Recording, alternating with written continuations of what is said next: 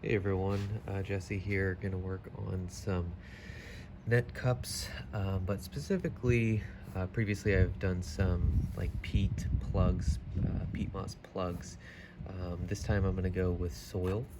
So I have the net cups here. I think these are 1.5 or 2 inch net cups, so a little bit smaller. I have a bunch of plants I need to start inside, like cucumbers, watermelons, cantaloupes, and I'm going to try two different methods. So first, we have net cups that have the bottoms cut out. I'm also going to cut out like every other slit, so maybe I'll start with that one, go down, and whatnot. Basically try and get as much of these slits cut out so that when the roots are growing through, um, they will air prune, and so when I transplant the plant, it will have the least amount of shock because all the roots are in there, they're not bound up or whatnot, and so they work well. So then the control of that is just taking a regular net pot. These ones look slightly different, maybe a little less, but um, so what if I do the same thing with perfectly um, solid net pots or net cups, and we'll see what the difference is. So I just figured that I would use these tiny little scissors. I think they're for like manicures or things like that. They're super sharp, and they have small enough um, blades in them that I can use them and actually do some of the cutting. And I've seen other people do this as well, so it should work out just fine. I'm gonna not cut too many off so that it completely destroys the cups, but maybe I'll do something like this.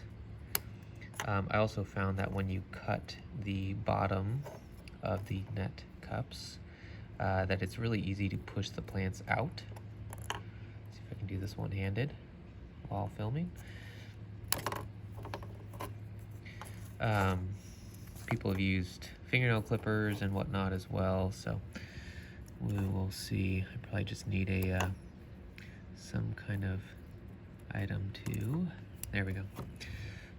So that's what I'm hoping to do. So once that's done, we'll cut out the bottoms just like that. Fill up the containers, and I'm actually going to compress the soil a little bit. I want it kind of solid, so when the roots have grown in enough that it's, kind of like a soil block is what I'm trying to replicate. The difference being is that I want it to be easy as possible to pot these up, put them inside, do the transplants and all that. Soil blocks just seem really time consuming. So I'm going to do that. I'm just going to put a little divot in the middle. Whatever seed I'm starting here, I will place it in there. And then I have these pond pots or whatever they're called. I can never remember. But basically at Home Depot, these are for ponds, pond plants, but they have air, they have holes at the bottom, so I kind of want these, the roots to grow down, and then they air prune because there's air underneath.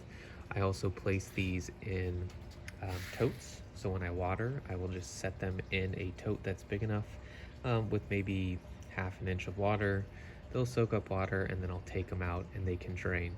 So everything's in one container. I have like 3 or 4 of these, so we'll do sets of plants. So let me get some stuff planted and we'll go to the next stage. All right, so I figured I'd show you guys what I'm planting here. These seeds right here are the cucumber munchers. So basically you can sow them in the soil, or you can do it indoors and then transplant. Not necessary, but I'm just testing all this stuff out to see what happens. On the other side, we have some watermelons. Let's see, some different melons, Tularosa. I've never had any of these, so we'll see how they grow and everything, but basically all the sides are planted, and I will just take some soil, put it on top of each of them just a little bit, and pat them down again Just make sure they're covered a little bit so that I don't want them to dry out.